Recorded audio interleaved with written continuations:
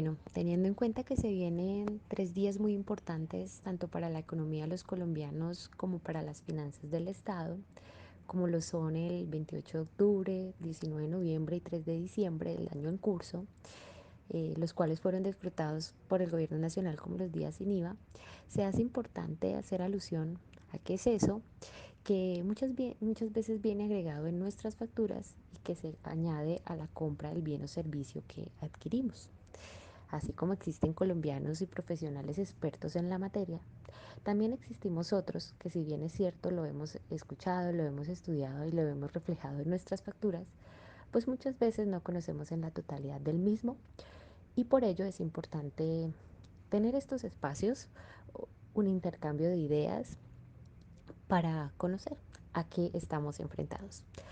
Por eso hemos diseñado este podcast con el objetivo de brindar algunos aspectos generales del IVA que no solo sirvan a quienes lo pagan, sino también a quienes lo cobran. Y también, pues, como diríamos, por algo de cultura general. En ese orden de ideas y pues adentrándonos en la materia, podemos decir entonces que el IVA es un impuesto de carácter indirecto, es decir, por ejemplo, que recae sobre los costos de producción y no sobre el bien en sí mismo. Este también es un impuesto de carácter real, en tanto existe transferencia del dominio. Cuando la persona vende el bien a otro, este bien entra al patrimonio de quien lo compra y, como bien lo sabemos, en Colombia el Código Civil ha señalado que la venta de los bienes muebles se perfecciona con el acuerdo de las voluntades entre la cosa y el precio. Normalmente en el día sin IVA compramos el televisor, compramos la nevera, compramos la cama, eh, entre otros bienes, y estos bienes pues son bienes muebles, y el estatuto tributario ha señalado que estas ventas están eh, grabadas con el IVA y se les debe aplicar en el momento de hacer la venta. Sin embargo, estos 3 días que mencionamos inicialmente se han convertido en muy importantes para los colombianos, puesto que se les excluye de esas, de ese cobro que normalmente se haría del IVA. En Colombia el IVA además es un impuesto de carácter nacional, lo cual implica que se cobra en todo el territorio nacional. Es decir, que todas las ventas de aquellos bienes y servicios que se hagan o hagamos dentro de Colombia deberá aplicárseles el IVA, salvo aquellas excepciones que estén previamente establecidas en la ley. Eh, Algo importante es que las condiciones del sujeto, es decir, las condiciones de la persona natural o jurídica, no son relevantes en el momento de determinar si son sujetos pasivos o no del impuesto sobre las ventas. En esta clase de impuestos,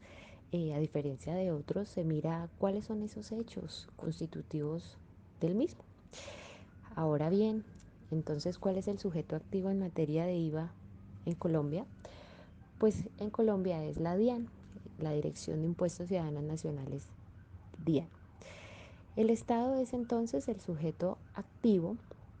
pero el sujeto pasivo se viene a determinar conforme al hecho generador, y el hecho generador en este caso serían cuáles son los bienes y servicios que se encuentran grabados y se les debe aplicar el IVA. Por otra parte, y es importante señalarlo, que el sujeto pasivo es entonces quien es el llamado a asumir ese impuesto sobre las ventas. Pero como les decía, ese sujeto pasivo debe determinar en qué momento tiene la calidad de sujeto pasivo, y pues debe, en las ventas que realice, eh, pagar, recaudar el IVA y quien compra pagarlo. Bueno, para hacer de pronto alusión a ese listado de cuáles en este momento son los bienes que se encuentran grabados por IVA y que la norma los ha determinado, podemos citar el artículo 420 del Estatuto Tributario Nacional, el cual ha tenido unas reformas importantes como lo es la Ley 1819 del 2016. Y sin más, podemos referenciar algunos de esos bienes o ventas que se encuentran grabadas. Por ejemplo, la venta de bienes corporales, muebles, inmuebles se encuentran grabados por el IVA. También la venta o cesiones de derechos sobre activos intangibles, la prestación de los servicios en el territorio nacional, la circulación, venta, operación de juegos de suerte y azar. Pero acá hay un dato importante y es que la misma ley ha determinado que, por ejemplo, en el caso de las loterías y los juegos de suerte y azar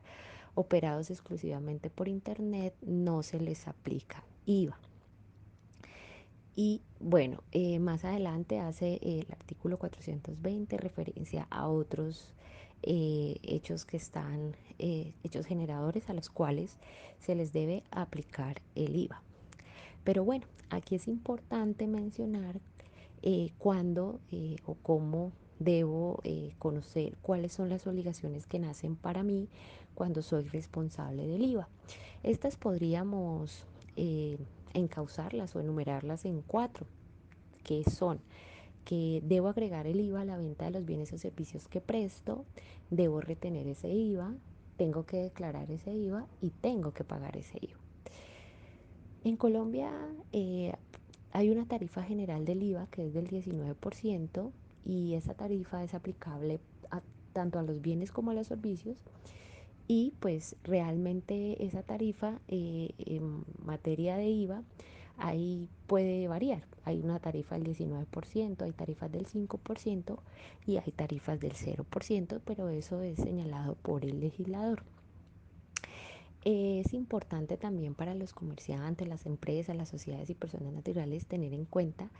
que como regla general todos los bienes se encuentran, toda la venta de bienes se encuentra grabada, pues salvo que el legislador señale como una venta excluida o exenta. Hay un listado igual exactamente en el estatuto tributario donde se señalan cuáles son esos bienes o servicios que se encuentran excluidos del IVA, así como hay unos donde hay un artículo que señala cuáles se le debe aplicar IVA, también hay otros que señalan cuáles están excluidos. Eh, para citarlos, podemos hacer referencia al artículo 424 del Estatuto Tributario Nacional, que dice cuáles son los bienes excluidos, y por otra parte el 477 del mismo estatuto, que señala cuáles están exentos. Em, los bienes exentos, por ejemplo, tienen una tarifa del cero, es decir, que se puede descontar el IVA que se paga en el bien objeto o objeto de la venta. Con relación a esa noticia importante de los días sin IVA, realmente creería que existen un aspecto positivo y un aspecto negativo si lo vemos desde esa perspectiva. El aspecto positivo es que se reactiva la economía y pues para nadie es un secreto que el COVID-19, la pandemia, fue eh, un enemigo, impactó negativamente a muchos establecimientos comerciales, impactó en la economía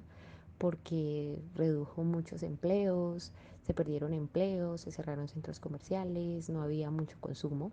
Entonces estos días sin IVA vienen a reactivar la economía del país. Un aspecto negativo podríamos hacer referencia es el poco recaudo que tendría el Estado colombiano en sus cuentas y pues de las cuales repercutiría de cierta manera en algunas obras sociales o demás que quiera hacer para satisfacer las necesidades de- del, del común, de la sociedad.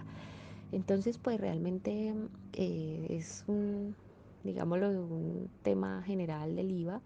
El IVA es un mundo grande, tiene muchos aspectos importantes que tendríamos que estudiar,